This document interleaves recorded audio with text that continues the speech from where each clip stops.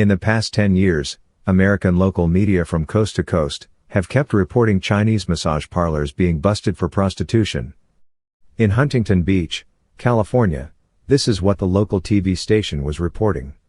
Through our city, you will notice that almost every corner has a massage parlor on it, and often massage parlors mid-block. Huntington Beach Police Chief Ken Small is struggling with a massage parlor explosion. We've gone from 9 to 65 massage parlors in the city. The recent raids targeted some of the parlors. 30 officers from various agencies, including the Orange County Human Trafficking Task Force, spent the day and night participating in the sting. This was the last raid, a small parlor in the center of town. Police Department, inspections. By day's end, 50 violations were written, 10 arrests were made, 4 for prostitution. 10 massage businesses were inspected and police shut them down, but not for long. Could any of these places be open tomorrow for business? They will be open tomorrow. Guarantee they will. So will the other 55 massage parlors operating in Huntington Beach. The city has seen a 600% increase in the number of massage establishments in just the past 3 years. On the Atlantic coast, Florida is another area that witnessed this Chinese massage parlor tsunami. Orlando, Fort Myers, Tampa, Palm Beach, etc. Prostitution bust has been in the local news so often, people became numb about it, until Robert Kraft, the billionaire owner of Patriot, was charged for prostitution solicitation in a Chinese massage parlor. He pleaded not guilty, but apologized. 2 Chinese prostitutes involved in the police sting pleaded guilty. In between the coasts, Cincinnati, Warren in Ohio, Independence in Missouri, Milwaukee, Wisconsin, no single state is immured from this Chinese prostitution virus. So, what is the real scale of Chinese prostitutes in the U.S.? How and why does it happen? That is what this video would like to figure it out. First, we go back to 2014, 2 things happened 10 years ago would change everything with regard to Chinese prostitutes in America. That year witnessed a nationwide strike hard campaign against prostitution. Thousands of police raided many hotels, massage parlors, KTVs, and super saunas in Dongguan, China's sex capital. 1,000 prostitutes were rounded up, paraded in town to humiliate them. Many were sent to jail like re-education facilities for 2 years of hard labor. Every municipality in China followed suit. This campaign never stopped till present days. Recent evidence suggests that the clampdown on prostitution became more frequent, harsher, and unrelenting. Yet, the underlying problems of population gender imbalance and massive unemployment were getting worse. In order to survive, many prostitutes chose to migrate to America to do sex trade.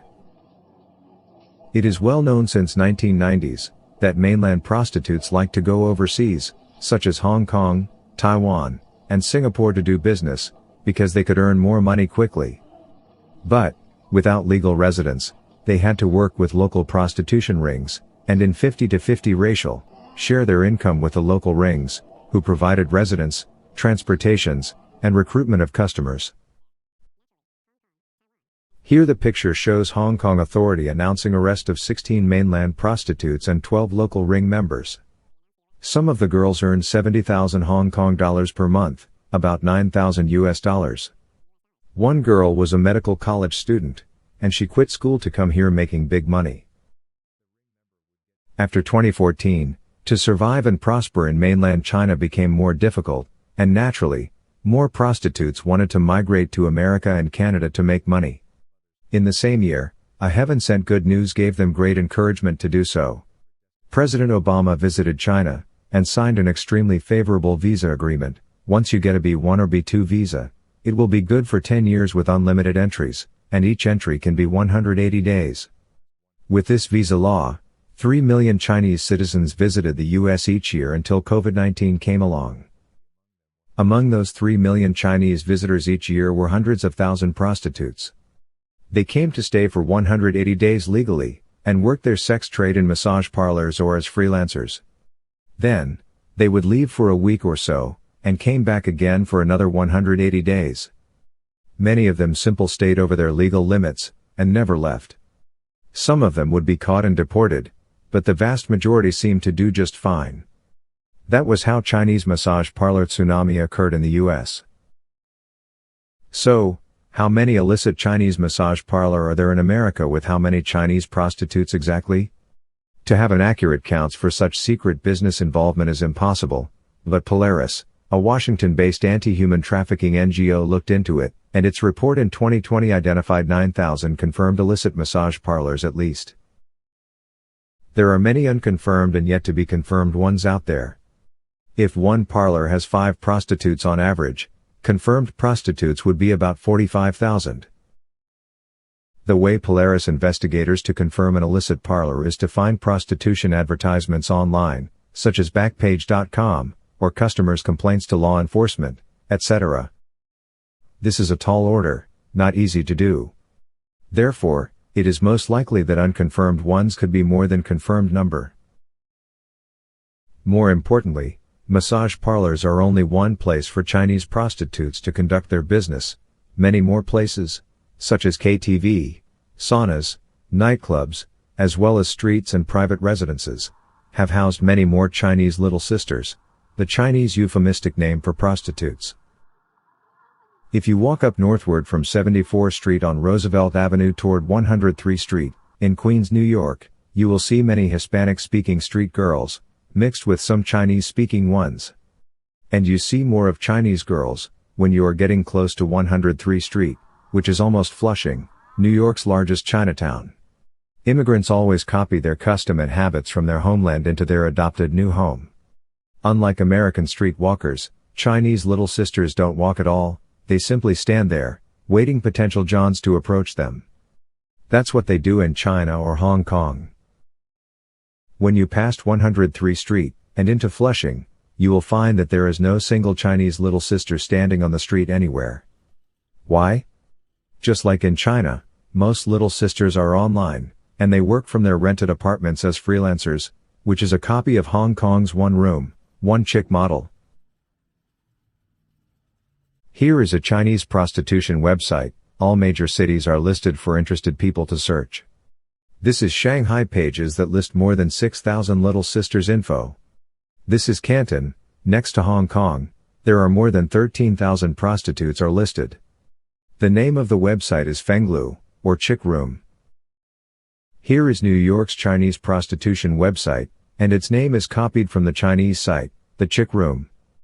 It includes Flushing, Manhattan, Brooklyn, New Jersey, all are Chinese concentrated areas.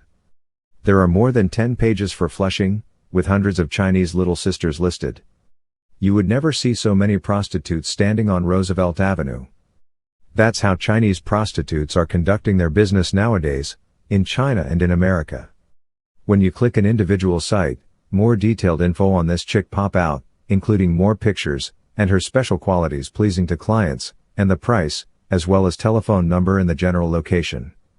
This little sister is from Hangzhou, 20 years old, newly arrived in the US. You can call her for an appointment. When you arrive at Sanford and College Point, you need to call to get specific address. She may ask you where you are, and direct you to a landmark, such as a Starbucks, and then direct you to the entrance of the building, with the apartment number. By this time, she would have checked you out from her window that you are alone, and not a cop. That is how they do it in China, and they have to be very careful. There is another similar website named Honglu, or Red Chick Room, which listed many pages of freelancers operating from their rented apartments. In addition, many nightclubs and spas are also listed, usually with 4 to 6 little sisters in each. Their price tend to be higher than freelancers. Then, there are out-call services as well, but no specific information on how many ladies available and the pricing. The most expensive call ladies are known as YY, high-end model quality for sale. They cost up to $3,600 US. Now you may have a sense how big and complex is Chinese prostitution activities in Flushing, and we haven't touched Brooklyn, Manhattan yet, let alone Los Angeles, San Francisco, and Tampa, which was named by Polaris Report as a regional hub for Chinese prostitution and trafficking. Is there anything should and can be done about it? Thanks for watching.